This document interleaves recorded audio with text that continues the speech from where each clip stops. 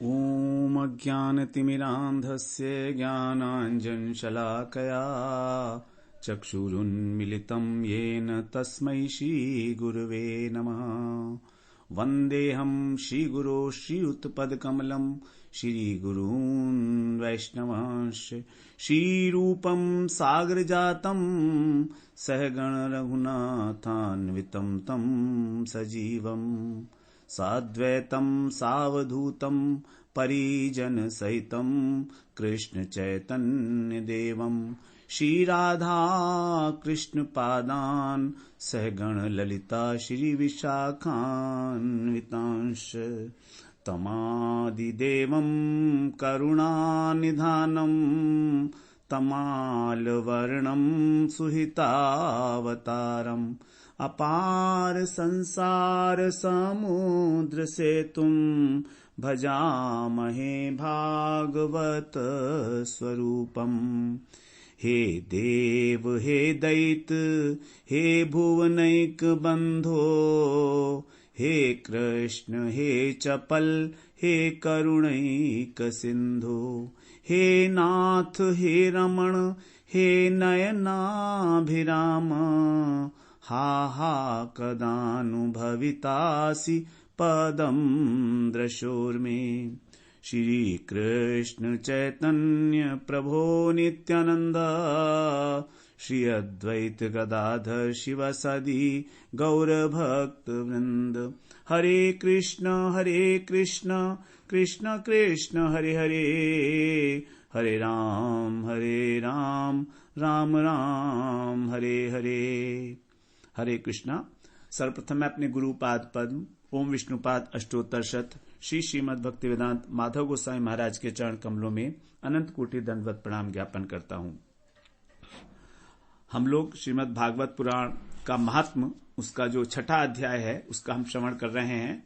पद्म पुराण में भागवत के विषय में जो महात्म के 6 अध्याय हैं उसी को यहाँ पर उद्धृत किया गया है। छठे अध्याय का नाम है सप्ताह यज्ञ विधि। तो सप्ताह यज्ञ की महिमा जो बताई सनत कुमार जी ने नारद जी को चौथे अध्याय में, 5वें अध्याय में, कि किस प्रकार जो है जो भी इसका विधि पूर्वक एकाग्र चित्त से और मनन करते हुए श्रद्धा विश्वास के साथ इसका श्रवण करता है उसको परम धाम की प्राप्ति होती है। तो अब यहां पर आगे जो है वो सप्ताह यज्ञ की विधि बता रहे हैं कि क्या है, क्योंकि विधि पूर्वक ही होगा जब एक सप्ताह में करना है। तो उसके लिए पहले बताया उन्होंने कि किस प्रकार कहां पर स्थान कौन सा होना चाहिए और किस प्रकार से वहां पर उस स्थान को सुशोभित करना चाहिए, लोगों को किस प्रकार आमंत्रित करना चाहिए भागवत कथा श्रवण करने के लिए, वो सारी चीजें किस पत्र, निमंत्रण पत्र में क्या चीज लिखनी चाहिए ये भी बताई उन्होंने। हम लोगों ने श्रवण किया। उसके बाद स्थान को किस प्रकार उसका शोधन करके सुसज्जित करना चाहिए, व्यास पीठ पर आसन बनाना चाहिए वक्ता के लिए, और फिर वक्ता के गुण बताए कि वक्ता कैसे हो। वक्ता को विरक्त होना चाहिए, वैष्णव होना चाहिए, वेद शास्त्र में निपुण हो, चरित्र उसका जो है उज्जवल हो और दृष्टांत देने में जो है वो कुशल हो और धैर्यवान हो। धैर्य की बड़ी आवश्यकता है। किसी भी परिस्थिति में क्यों ना हो उसको धैर्य नहीं छोड़ना चाहिए। जैसे कई बार होता है कि भागवत कथा कहीं गए करने के लिए तो व्यवस्था कहीं ठीक होती है, कहीं नहीं हो पाती है, तो प्रसन्नता पूर्वक कथा करे, वो जहां भी करे, चाहे व्यवस्था ठीक हो या नहीं भी हो तो भी। और कहा निष्प्रिय है। निष्प्रिय का अर्थ है निर्गत है स्पृहा जिसकी। निर्गत मतलब खत्म हो चुकी है, स्पृहा माने इच्छा है, तो कोई इसमें इच्छा नहीं है। अब देखिए इस प्रकार का जो वक्ता मिलना कितना मुश्किल है, कितना दुर्लभ है कि जो भगवान के अतिरिक्त किसी को न चाहे, भगवत प्रेम के अतिरिक्त।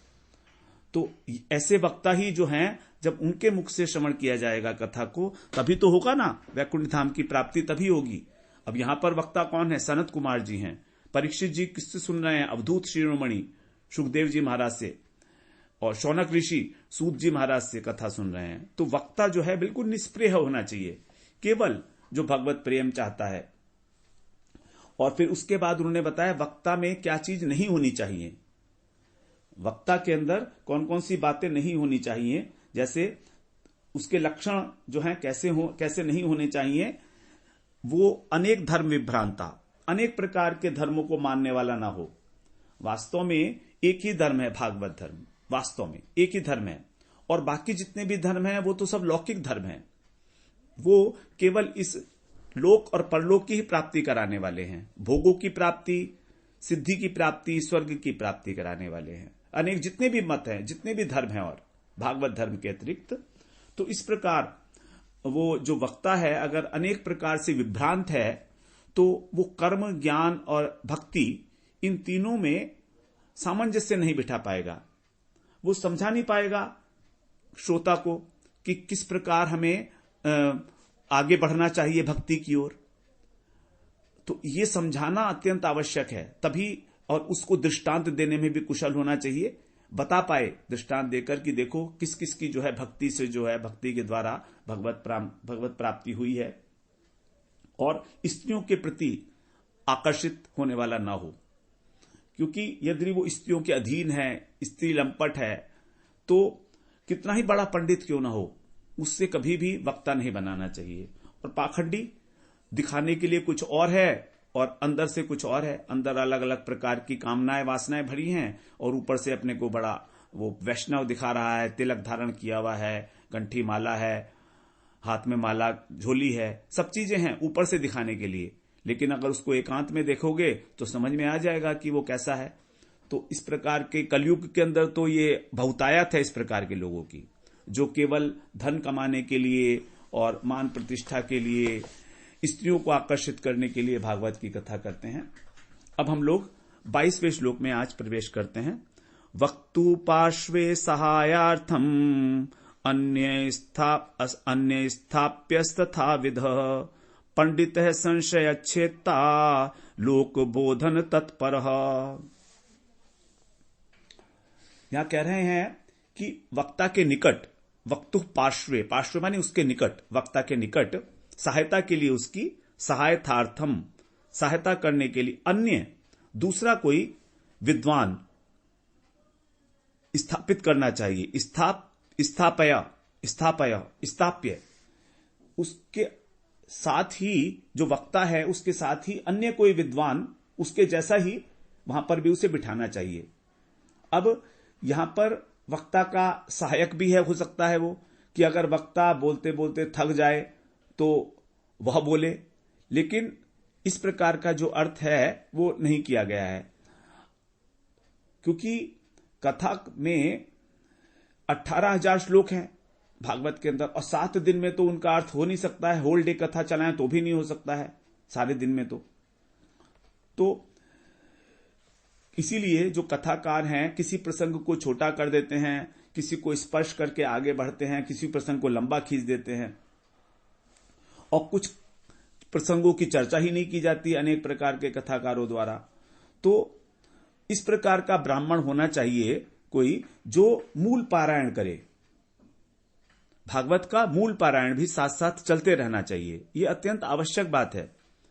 यहां पर वक्ता थक जाए 3 घंटे 4 घंटे बोलकर, तो उसके लिए सहायता के लिए नहीं है ये बात। इसका अर्थ ये बताया गया है कि उसके अतिरिक्त कोई अन्य ब्राह्मण हो जो वहां पर मूल पाठ करता रहे भागवत का 7 दिन, जिससे कथा खंडित ना हो, किसी भी प्रकार कथा खंडित ना हो, मतलब पूरी की पूरी कंप्लीट हो जाए। अब यदि मूल पाठ किया जाएगा संस्कृत में भागवत का, तो 7 दिन में यदि वो 50 अध्याय डेली करेगा तो हो जाएगा, और 50 अध्याय संभव हैं, किए जा सकते हैं। तो यही है वक्ता की सहायता करना, कि जो कथा वक्ता से छूट गई उस कथा को वो पूरा कर दे, संस्कृत के श्लोक के माध्यम से उच्चारण करके उसको। तो वक्ता को पंडित होना चाहिए और उसमें संशय छेदन की योग्यता होनी चाहिए। किसी भी प्रकार से लोगों को समझा दे वो, कि यदि उनका कोई संशय है उसको अच्छी प्रकार से जो शास्त्र सम्मत ज्ञान के अनुसार, शास्त्र सम्मत युक्ति के अनुसार उनको संतुष्ट करे, ऐसा वक्ता होना चाहिए। तो पंडित है संशय छेदता, जो सब प्रकार से संशयों की निवृत्ति करने में समर्थ हो, और लोक बोधन तत्पर माने कुशल, अत्यंत कुशल हो लोगों को समझाने में अपनी बात। अब देखिए, अपनी बात समझाना तभी संभव होगा जब वो स्वयं उस बात को अच्छी तरह समझता होगा। यदि उसने गुरु परंपरा के अनुसार भागवत का अध्ययन किया है तभी वो उस बात को समझने के योग्य होगा, अन्यथा वो कैसे समझेगा। तो जो इस प्रकार से भागवत का कथा करने वाला है उसकी जिम्मेदारी है, पूरी बहुत जिम्मेदारी है उसकी। आसानी से इसकी कथा नहीं की जा सकती। यहां पर अगर सत्संग किया जा रहा है तो इतनी बड़ी जिम्मेदारी नहीं है, लेकिन जो कथा केवल 7 दिन में ही पूरी करनी है वहां पर जिम्मेदारी है, मतलब व्यासपीठ आसन के लिए। तो जो व्यक्ति व्यासपीठ पर बैठ रहा है उसकी बहुत जिम्मेदारी है, उसको कैसा होना चाहिए यहां पर उसका वर्णन किया गया है। यदि हम भागवत का, जैसे हम लोग अभी यहां पर भागवत का अध्ययन कर रहे हैं, तो अध्ययन करने के लिए ठीक है, कुछ समय तक 1 घंटे 2 घंटे जो भी है तो वो उतना ठीक है, क्योंकि ये तो सत्संग हो गया। एक प्रकार से सत्संग का अधिकार तो सबको है, लेकिन सप्ताह का जो वक्ता है, जो व्यासपीठ पर बैठने का जो अधिकार है, यहां पर उसके लिए बताया गया है। इसलिए इस बात को हमें स्पष्ट रूप से समझ लेना चाहिए कि 7 दिन में जब कथा करनी है तो वो बहुत ही नियम पूर्वक होनी चाहिए।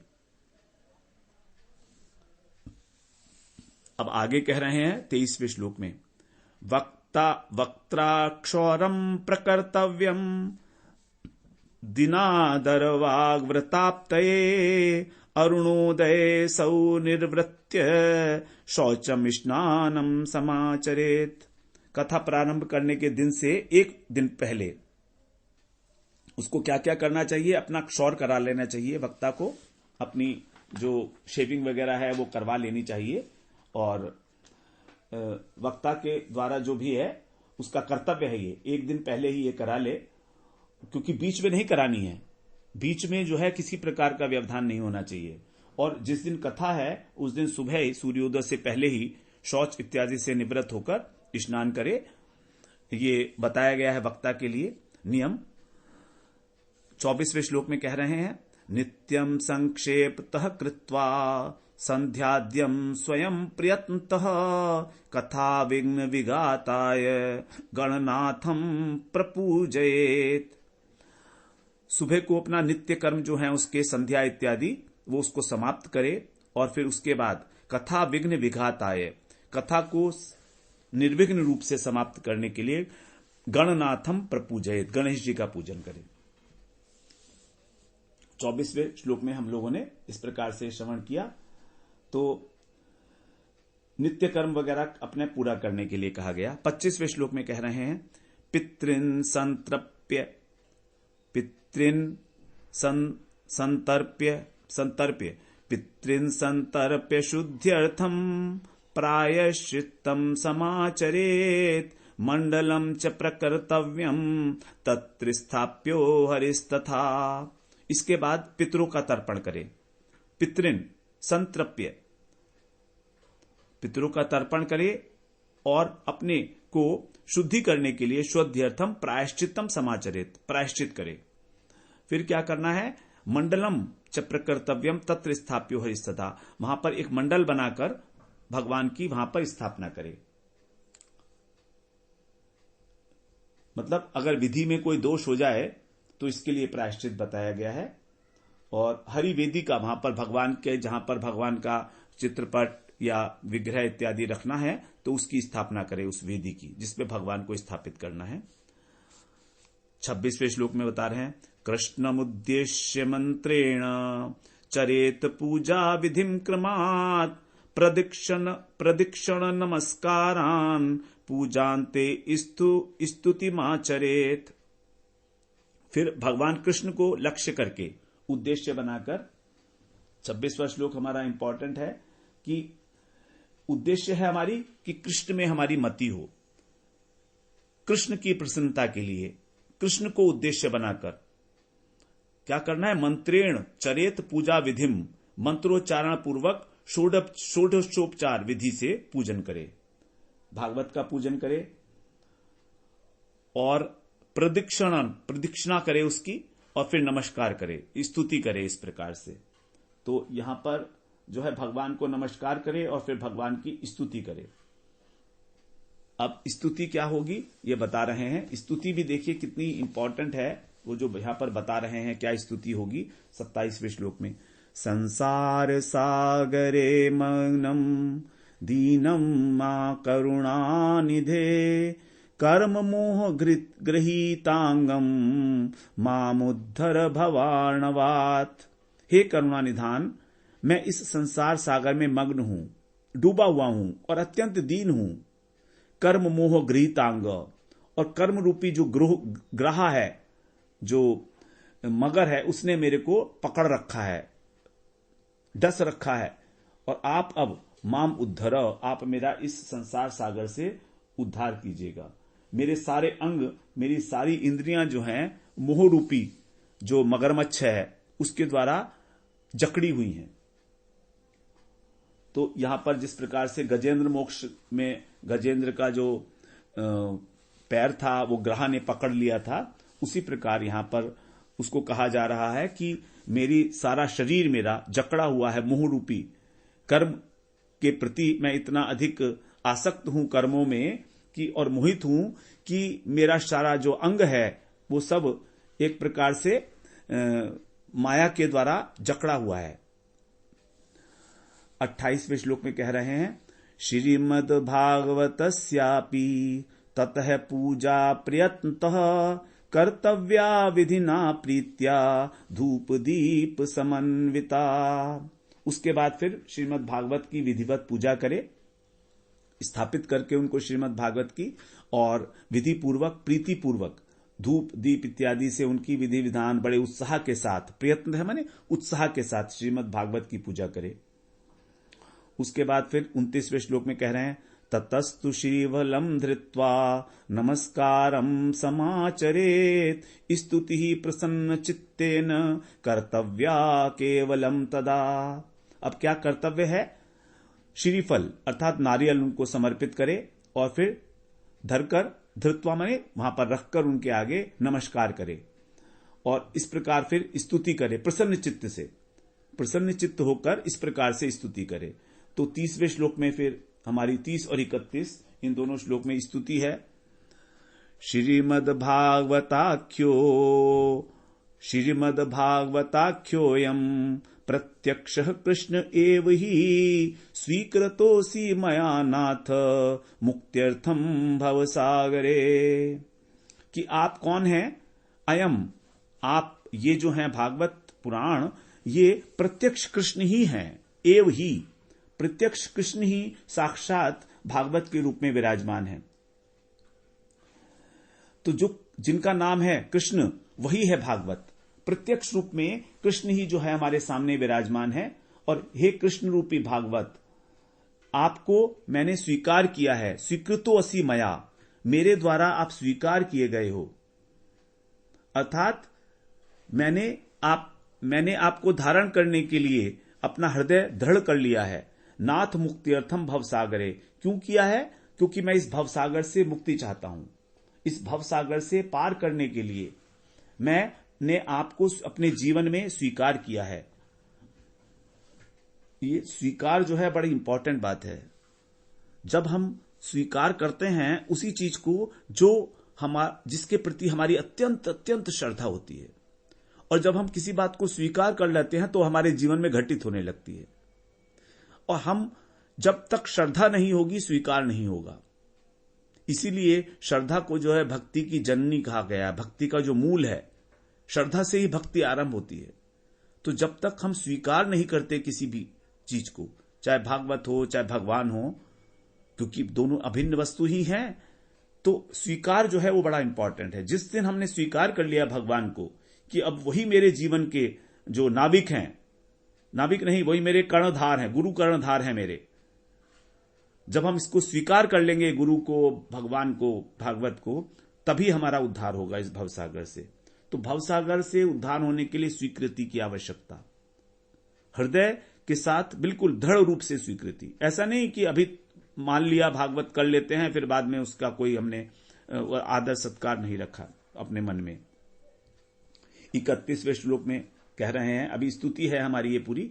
मनोरथो मदीयोऽयं सफलः सर्वथा त्वया निर्विघ्नेनैव कर्तव्यो दासोऽहं तव केशव।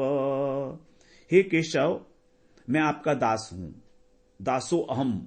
इस प्रकार देखिए, वास्तविकता ही है ये कि हम भगवान के दास हैं। तो यहां पर स्वीकृति है दासो अहम तव केशव। यहां से हम भागवत में प्रवेश कर रहे हैं, स्तुति करते हुए भगवान की कि मैं आपका दास हूं। इस बात को हृदय से स्वीकार करके आगे बढ़ना है। तो ये जो मेरा मनोरथ है, मनोरथो मदीयो अयम, मेरा जो मनोरथ है वो आप सर्वथा, आपके द्वारा सर्वथा सफल करने योग्य है। आपकी कृपा से ही ये पूरा हो सकता है। निर्विघ्ने नैव कर्तव्यो, और ये निर्विघ्न रूप से चलता रहे, क्योंकि ये मेरा मनोरथ है कि मैं आपकी सेवा कर रहा हूं। मेरा मनोरथ यह है कि मैं मुक्ति को प्राप्त करना चाहता हूं, मैं भगवत प्राप्ति की मेरी मनोरथ है। तो आपकी कृपा से ही ये संभव हो सकता है कि निर्विघ्न रूप से 7 दिन तक ये कथा हमारी चलती रहे। और आप मेरे स्वामी हो, मैं आपका दास हूं, तो आपको इस प्रकार की कृपा मुझ पर करनी ही चाहिए। दासो अहम तव केशव। एवं दीन वचः प्रोच्य वक्तारं चाथ पूजयेत् संभूष्य वस्त्रभूषाभिः पूजान्ते तं च संस्तवेत। इस प्रकार के दीन वचन बोलकर, देखिए दीनता ही इंपॉर्टेंट है। जब हम भागवत का श्रवण करते हैं तो एकदम अपने मन को, अपने हृदय को दीनहीन बनाकर कि जैसे मैं कुछ नहीं जानता हूं, इस प्रकार से जब हम उसको करेंगे भगवान की स्तुति, केवल स्तुति का मतलब यह नहीं है कि हम केवल शब्दों का उच्चारण मात्र कर रहे हैं। जो कह रहे हैं उस बात की हृदय के अंदर अनुभूति होनी चाहिए, तभी वो स्तुति होगी। अब हृदय की अनुभूति नहीं है तो केवल शाब्दिक उच्चारण उसको कहा नहीं जा सकता। तो जब हम स्तुति करेंगे इस प्रकार, तो हमारे हृदय में अपने आप से दीनता प्रकट होगी। वक्तारम च अथ पूजयेत, अथ माने इस प्रकार करके अब क्या करना है, वक्तारम, वक्ता की पूजा करनी चाहिए।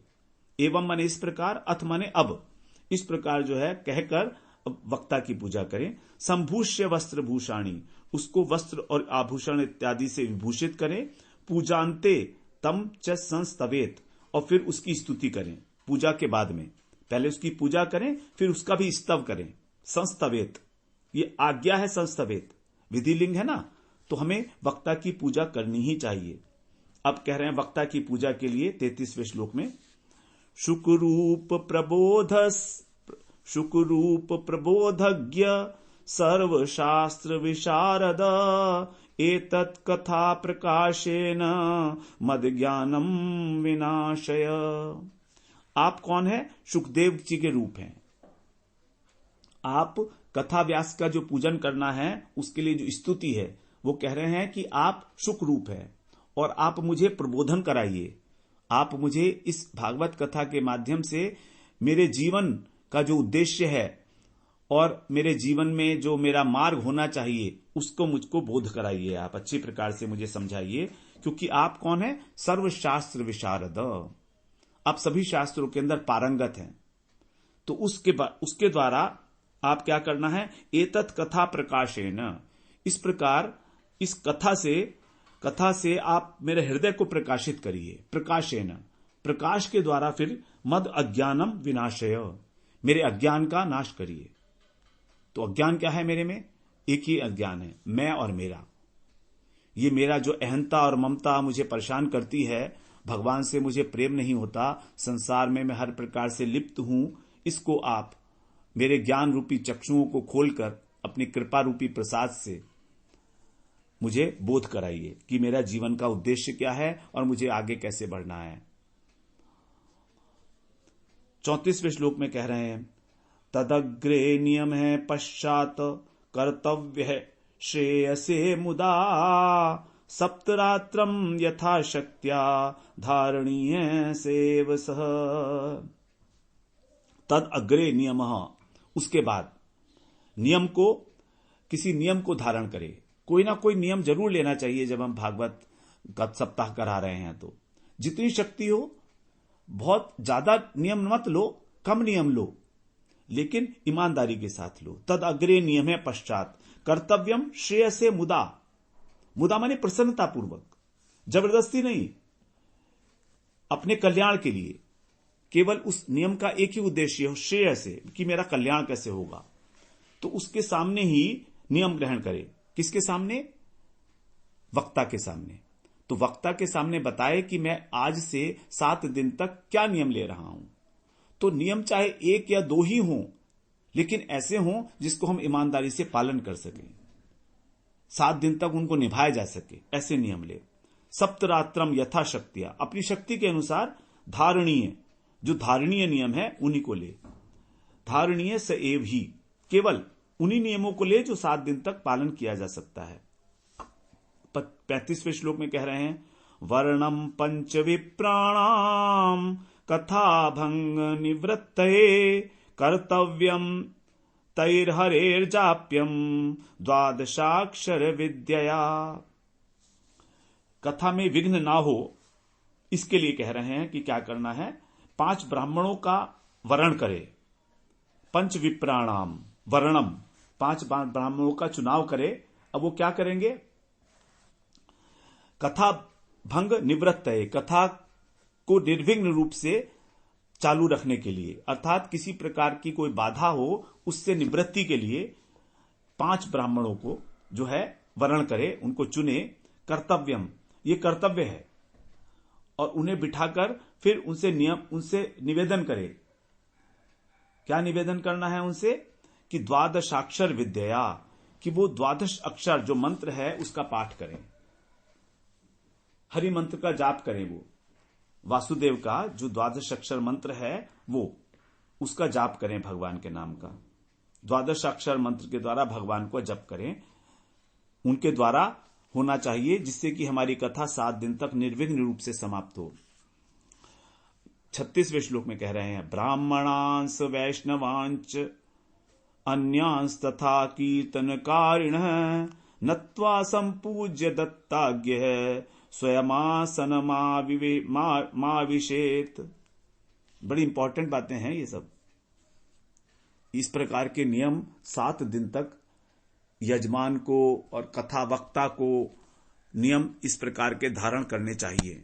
ये बता रहे हैं यहां कि ब्राह्मणान, जो ब्राह्मण है वहां पर, और वैष्णवांच, और जो वैष्णव लोग हैं, और कीर्तनकारिण हैं, जो कीर्तन करने वाले लोग हैं।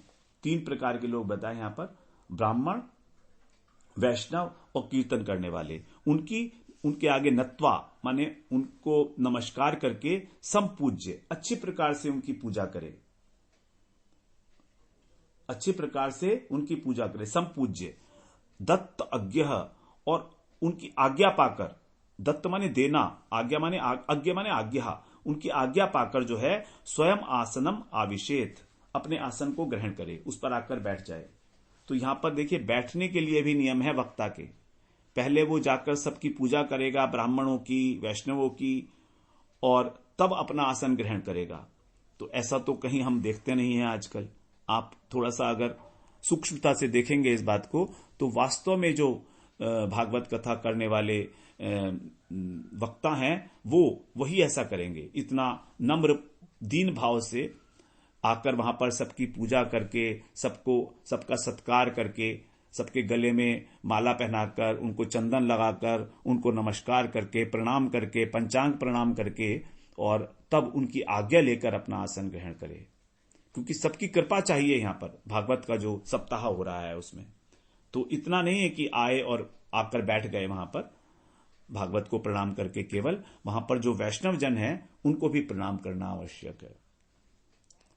37वें श्लोक में कह रहे हैं, लोक वित्त धनागार पुत्र चिंताम विदुष्य च कथा चित्तम शुद्ध मति सलभेत फलम उत्तमम। अब वहां पर बैठना कैसे है श्रोताओं के लिए? लोक वित्त, लोगों की, धन की, और घर की, आगार माने घर की, पुत्र इत्यादि की चिंताओं को विदुष्य माने छोड़कर, किसी प्रकार की चिंता को लेकर भागवत श्रवण नहीं करना चाहिए। ये बातें निकाल देनी चाहिए। कोई भी सामाजिक समस्या है, धन की कोई चिंता है, या जो खजाना है हमारा, आगार मतलब धनागार, धन का जो कोष है वो, और घर की चिंता, पुत्र की चिंता, ये सब छोड़कर कोई कुछ भी करे, किसी प्रकार की भी मन में दुविधा नहीं होनी चाहिए। विदुष्य अच्छे प्रकार से छोड़ना, विदुष्य यहां पर उपसर्ग लगा दिया गया है, तो अच्छे प्रकार से उनको छोड़ दे। कथा चित्तम शुद्ध मति ही, अपने मति को, अपनी बुद्धि को शुद्ध रखते हुए, किसी प्रकार का तर्क वितर्क संशय इत्यादि ना रखते हुए, कथा चित्तम स लभेत फलम उत्तमम, उसको ही जो उत्तम फल का प्राप्ति होती है। तो जब हम इस प्रकार से अपनी शुद्ध बुद्धि के द्वारा कथा का श्रवण करेंगे, तभी हमें भगवत प्रेम की प्राप्ति होगी, क्योंकि फल तो कथा का भगवत प्रेम है। 38वें श्लोक में कह रहे हैं, आसूर्योदयमारभ्य सार्धत्रिप्रहारांतकम वाचनीया कथा सम्यक धीरकंठम सुधीमता। सुधीमता, जो बुद्धिमान वक्ता है उसको क्या करना चाहिए, कि कथा कितने समय तक करनी चाहिए, ये बता रहे हैं। सूर्योदय से आरंभ करके, आ सूर्योदय आरभ्य, सूर्योदय से कथा करे, और फिर सा अर्ध त्रिपहरांतम, त्रिपहरांतकम, 3.5 पहर तक, अर्ध और त्रिपहर मतलब 3.5 पहर तक, 3.5 पहर तक वाचनीय कथा, कथा का वाचन करे, सम्यक धीर कंठ, अच्छे प्रकार से मध्यम स्वर से कथा को बांचे। 3.5 पहर का यहां पर समय बताया गया है। 3.5 पहर का मतलब हो गया 10.5 घंटे। एक पहर में 3 घंटे हैं, तो 3 घंटे 3 घंटे 3 घंटे और 1.5 घंटा, यानी 10.5 घंटे तक कथा करे, सूर्योदय से आरंभ करके। ऐसे करे कि गला ना बैठ जाए, इतने लंबे समय तक कथा करनी है तो धीर पूर्वक पहले उसका अभ्यास कर ले, तभी कथा में प्रवृत्त हो। तो देखिए 10.5 घंटे तक 7 दिन तक कथा भागवत की नियमानुसार है, तभी अभीष्ट फल की प्राप्ति होगी। इतने सारे नियम बताए गए हैं, तभी तो वैकुंठ लोक से आएगा विमान। अब 3 घंटे हम लोग गए खाते पीते हुए, है ना, तो कैसे कथा होगा? मन इधर का उधर जा रहा है, कथा सुनते हुए भी डोमाडोल हो रहा है। लेकिन कलयुग है, कुछ इसका कर भी नहीं सकते, कोई उपाय भी नहीं रहा है। तो शुद्ध भागवत कथा तो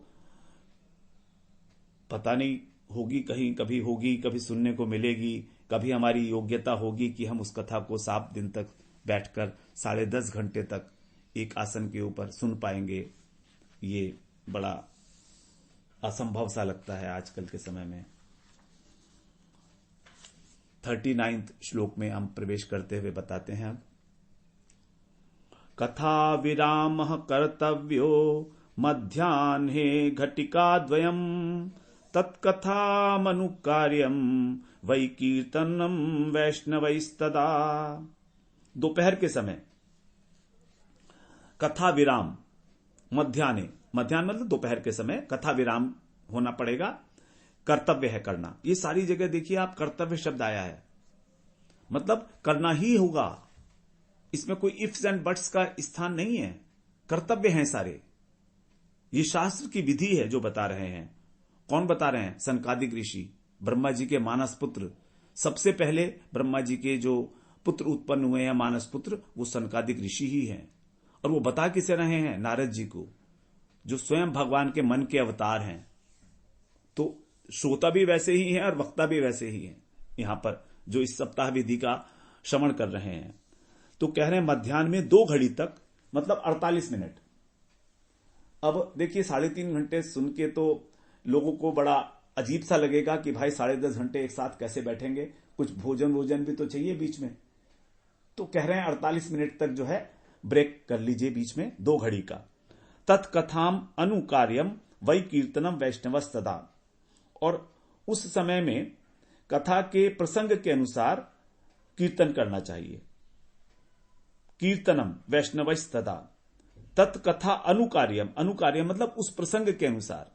जैसे प्रहलाद चरित्र चल रहा है तो प्रहलाद जी की जो है कथा प्रहलाद जी से संबंधित कीर्तन है, ध्रुव महाराज का है। इस प्रकार से अलग अलग जो कथा प्रसंग चल रहा है उसके अनुरूप ही कीर्तन करना है। अनुकार्यम करना है। ये अनु का मतलब हुआ कि उसके पश्चात, तो उस प्रसंग से रिलेटेड कीर्तन ही वहां पर करना चाहिए, जिससे कि लोगों का जो भाव है वो टूटे ना। तो कथा से तो ब्रेक हो गया, लेकिन कीर्तन चलता रहा। और यदि किसी को बीच में कोई आवश्यकता है, कोई जलपान की आवश्यकता है, तो वो भी कर सकता है। लिखा नहीं है यहां पर, लेकिन किसी को जाना है, शौच इत्यादि जाना है, तो वो कर लेना चाहिए उसको। कथा के पूर्ण होने पर कथा विराम है, लेकिन व्यर्थ की बातें कभी नहीं करनी चाहिए। अब हम लोग तो व्यर्थ की बातें करते हैं, अननेसेसरी बातें करते हैं, संसार की बातें करते हैं उस कथा विराम के समय में। मलमूत्र जयार्थम ही लघ्वाहारः सुखावह। देखिए आ गई वही बात जो हम कह रहे थे। मलमूत्र जयार्थम ही लघ्वाहारः सुखावह हवश्यान्नेन कर्तव्यो एकवारं कथार्थिना। मलमूत्र जयार्थम, मलमूत्र के वेग को रोकने के लिए क्या करना है? लघु आहार सुखावह, सुखपूर्वक लघु आहार कर लेना चाहिए। क्योंकि शक्ति तो है नहीं 7 दिन तक निराहार रहकर, फेंट हो जाएंगे, मूर्छित हो जाएंगे, कौन निराहार रह सकता है। तो लघु आहार का मतलब हो गया कि दूध की जो बनी हुई चीजें हैं उस प्रकार का, जैसे हम लोग एकादशी में करते हैं अल्पाहार, तो वो अल्प आहार कर लेना चाहिए थोड़ा बीच में, जिससे कि मलमूत्र कम होगा। अगर ज्यादा खाएंगे गरिष्ठ तो नींद भी आएगी और मलमूत्र विसर्जन का प्रेशर बनेगा। और भोजन कैसा हो? हविष्यान्न, जो यज्ञ में भोजन किया जा सकता है, जैसे खीर इत्यादि है, और भोजन करना है एक बार केवल, इसलिए केवल एक समय ही हविष्यान्न भोजन करे। एक वारम, यही है कर्तव्य। कथार्थिना, कथार्थिना मतलब जो कथार्थी हैं, जो कथा को सुनने वाले हैं, उनके द्वारा एक बार भोजन करना चाहिए। जो भोजन यज्ञ के अंदर प्रयोग किया जाता है, उसका जो अवशिष्ट है यज्ञ का, उसको भगवान के प्रसाद को ग्रहण करना चाहिए ब्रेक के समय में। 40 बहुत सारे इसमें नियम हैं जो पता नहीं कैसे होगा, क्या संभव होगा कि नहीं होंगे, समझ में तो नहीं आता है। लेकिन चलो सब श्रवण करते हैं, कुछ ना कुछ तो हृदय में धारण कर पाएंगे।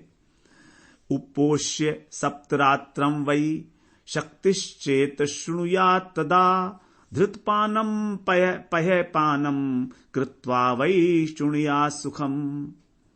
यदि शक्ति हो तो 7 दिन तक, उपोष्य माने निराहार, शक्ति अगर है तो 7 दिन तक निराहार रहे। शक्ति चेत माने यदि है तो, शृणुयात् तदा, तब तो 7 दिन तक निराहार रहे। और यदि नहीं है तो क्या करे? केवल धृत पान करे, घी और दूध का पान करे। कृत्वा वै शृणुयात् सुखम, जिससे कि श्रवण को सुखपूर्वक किया जा सके, अच्छी प्रकार से सुन सके हम, कहीं हमारा मन जो है वो विचलित ना हो। तो खाने के नियम है ये सब श्रोताओं के लिए, 21, 42 और 43 इन 3 श्लोकों के अंदर। तो 3 श्लोकों में थोड़ी छूट दी गई है। पहली बात यही है कि जल इत्यादि पी ले, दूध पी ले, घी, अब घी तो पी नहीं सकते हैं, हजम ही नहीं होगा, तो ठीक है दूध पी लें, दोनों समय 2 बार ले लें।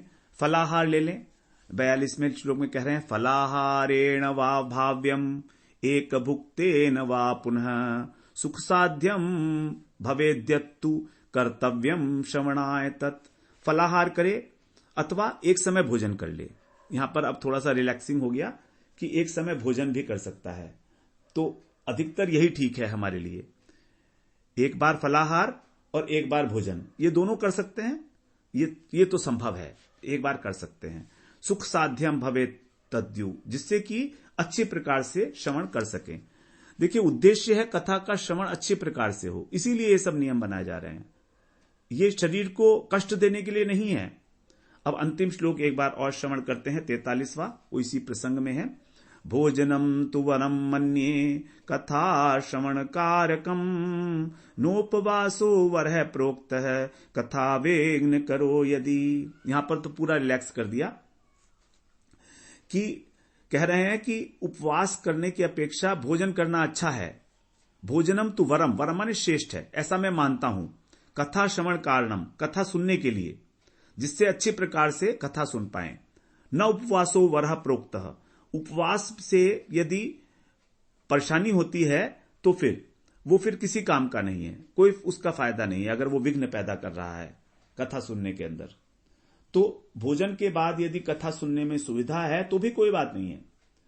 अब व्रत करके कथा में मन ही ना लगे तो फिर वो व्रत श्रेष्ठ नहीं है। खाने पीने की इतनी वो नहीं है, वैल्यू नहीं है इतनी जितनी कथा सुनने की है। तो जैसे कैसे भी कथा अच्छी प्रकार से सुन पाए, इसीलिए ये सारे नियम दिए गए हैं।